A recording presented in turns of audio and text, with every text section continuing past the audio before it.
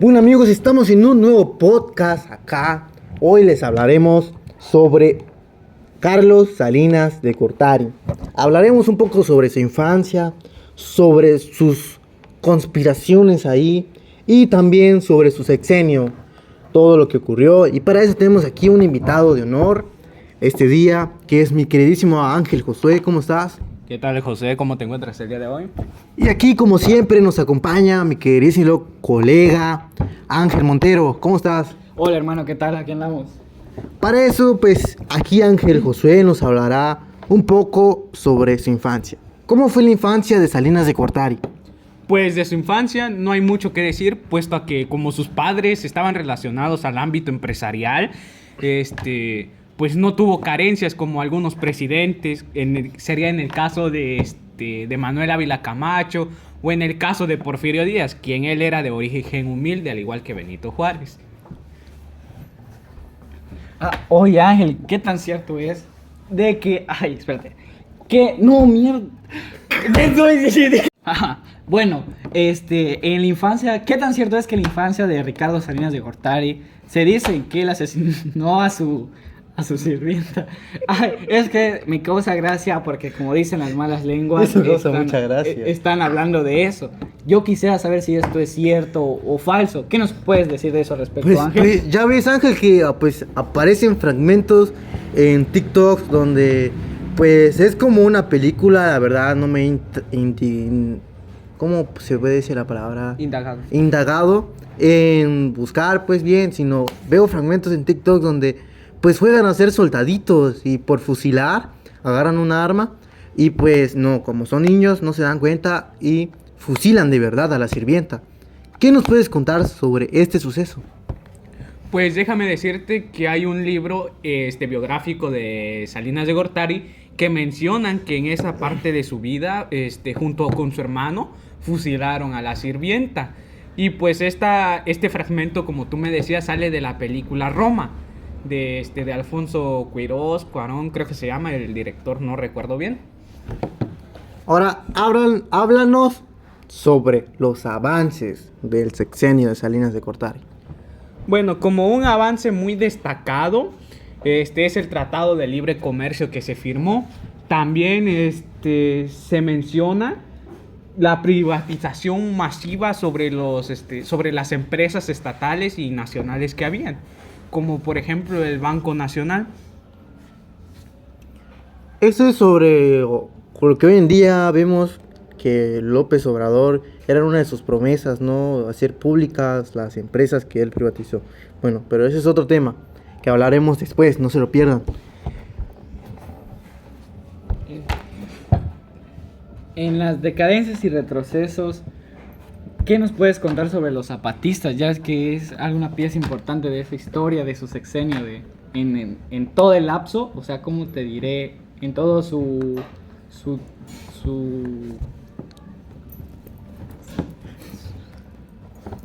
fraude electorales durante su elección. ¿Qué nos puede decir de eso, Ángel? Bueno, primero que nada, durante las elecciones de aquel año de 1988, se dice por ahí que hubieron apagones durante el conteo del voto popular. Y entonces resulta que mágicamente o de la nada, Salinas de Gortari ya era el que más votos tenía a favor y el que tantos tenía en contra. Entonces esa fue una parte. Y la segunda parte de la que es muy importante hablar es el movimiento zapatista, ya que esto fue debido a una mala interpretación de algunas leyes que promovió Salinas de Gortari en su sexenio. Bueno, pero este dato que acabas de dar aparece en muchas series, por ejemplo de los narcos, donde pues la conspiración pues no se sabe muy bien que el apagón fue financiado por los narcos, porque ya ves que en ese momento ellos implementaban, por así decirlo, una nueva red o modalidad digital para el conteo de los votos, para modernizar, por así decirlo, pero pues ya ves que esto termina en un fraude. Oye, amigo, te tengo acá un dato. Se dice las malas lenguas que madurar es saber de que Carlos Salinas de Gortari acabó con la vida de Colosio. ¿Qué nos puedes decir de eso? Retomando el primer punto sobre el fraude, de hecho sí, ya que algunos presidentes o expresidentes de México han colaborado con los cárteles recibiendo apoyo financiero, recibiendo el voto popular y recibiendo favores. Y no solo favores económicos, sino también favores personales. Y tomando también el punto del asesinato de Luis Donaldo Colosio, en efecto, fue Es un perro, Gortari. la verdad. Fue No. Gortari quien lo mandó a asesinar efectivamente, pero no se dice explícitamente. Es teoría, ¿no? Es Sí, teoría. porque nunca se da explícitamente por él la orden, sino que envía a alguien más, un tercero, para que le envíe una corona de rosas Ahora, a te hago esta pregunta. Colosio, pues. ¿Tú crees si Colosio hubiera quedado como presidente, México hubiera crecido más como país? De hecho, tenía muy buenas ideas, pero lo que pasa es de que él se rebeló en contra del mismo sistema que le ayudó a llegar. Entonces, si hubiera ganado, lo hubieran quitado al mismo momento, poniendo a algún presidente interino del mismo partido que era el PRI, para que así fuera una marioneta más del mismo partido. También que nos cuenta, ya entrando en el sexenio de nuevo, los conflictos y movimientos sociales. Los zapatistas. ¿Qué causó el levantamiento de los zapatistas? ¿Por qué se levantaron en armas? Bueno, principalmente se levantaron debido a una mala interpretación de las leyes, ya que en ese momento Gortari promulgó una ley, que esta ley no es nueva, sino que ya tiene varios años que la han promulgado y que la han defendido. Esta ley dice que las tierras que no tienen dueño o que no tienen propietario pueden ser de utilidad para el Estado y para poner empresas, cárceles o lo que sea de utilidad en el momento y para la sociedad. Entonces, en este momento, los indígenas tenían muy arraigada la costumbre del cacicazgo, es decir, que el cacique era una persona de la comunidad que se encargaba de cuidar a la misma comunidad y recibía pagos tributarios, ya sean económicos o en mercancía. Pues sí, esto era muy cierto porque pues te encontrabas acá en el estado.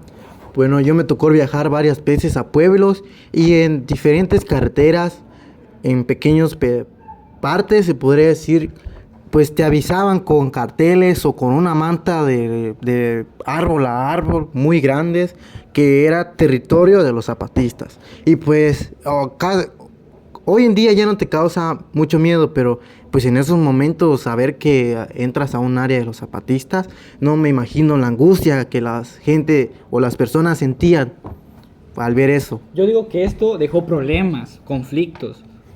¿Cuáles son los problemas que heredó al país esto? Bueno, principalmente fue el déficit en el PIB nacional o en el Producto Interno Bruto, que decayó en un 7%. Y esto fue debido también a las reformas que hizo en cuanto a la economía y al tratar de disminuir la deuda internacional.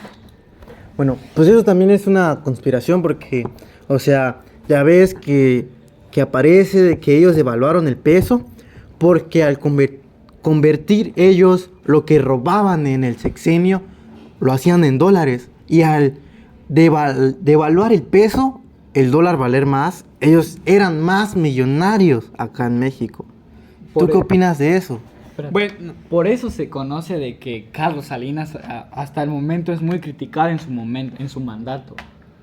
Bueno, principalmente digamos de que durante esos años Estados Unidos ya estaba empezando a agarrar la hegemonía de que el dólar era la moneda nacional, bueno, internacional pues, en el mercado y todo eso. Entonces, para hacerse más millonarios, como bien dices, trataban de convertir a dólares el peso mexicano. Pues ya entrando en las conspiraciones, también entra de que Salinas de Gortari, después de su sexenio, él fue el que puso y quitó presidentes a base del narco. Pues esto aparece en muchas series. Por ejemplo, la vemos en la serie del Chapo, en la de Narcos de México, que es una nueva serie, que él quitaba y ponía presidentes a base de los contratos que hacía con los narcos. ¿Qué opinas de eso? Bueno, más que contratos con los narcos, era más bien una especie de manipulación a través del partido que era el PRI, ya que durante 80 años el PRI estuvo en el poder aquí en México, con diferentes caras y diferentes nombres. Hasta hace poco el último presidente del PRI era Peña Nieto, quien fue impuesto por Salinas de Gortari, obviamente. Viendo esto, te pones a dudar a quién pones de presidente. Tú como persona dudas, ya no se puede confiar en un buen presidente. Tenemos que recordar que en presidentes anteriores, México no ha prometido ser ese país potencia mundial. Pues hablando de Enrique Peña Nieto, pues ya ves que en su sexenio, aparte de que se hablaba de que Salinas de Gortari le ayudó, que él lo puso, también se hablaba mucho de la relación de que él y el narco. Pero pues esto es lo que día con día se ve pues acá en México, y ya pues es algo normal, la verdad, ver del narco, porque si vemos desde esa perspectiva, el narco es un poco de la economía del país. ¿Qué opinas tú sobre eso? Bueno, es que si vamos a hablar del narco, tenemos que remontarnos hasta la década del 60, del 70, cuando empezó la producción de cocaína y distribución de cannabis.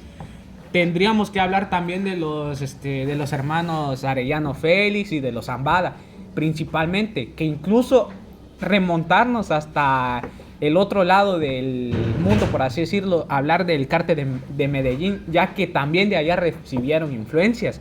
Y pues sí, efectivamente, constituye una base económica aquí en el país, puesto a que los narcos actualmente se está viendo que le pagan a ciertas personas que tienen tierras para cultivar la planta. Bueno amigos, pues hasta aquí dejaremos el podcast de hoy, este primer episodio.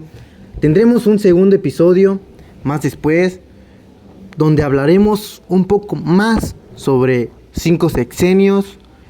Hablaremos y calificaremos, criticaremos sobre esos sexenios, el 1 siendo el peor y el 5 siendo el mejor. Pues no se pierdan esos podcasts, estarán muy buenos porque hablaremos de muchas curiosidades y conspiraciones. Pues nos vemos en un nuevo podcast. Bye. Bye, hermano.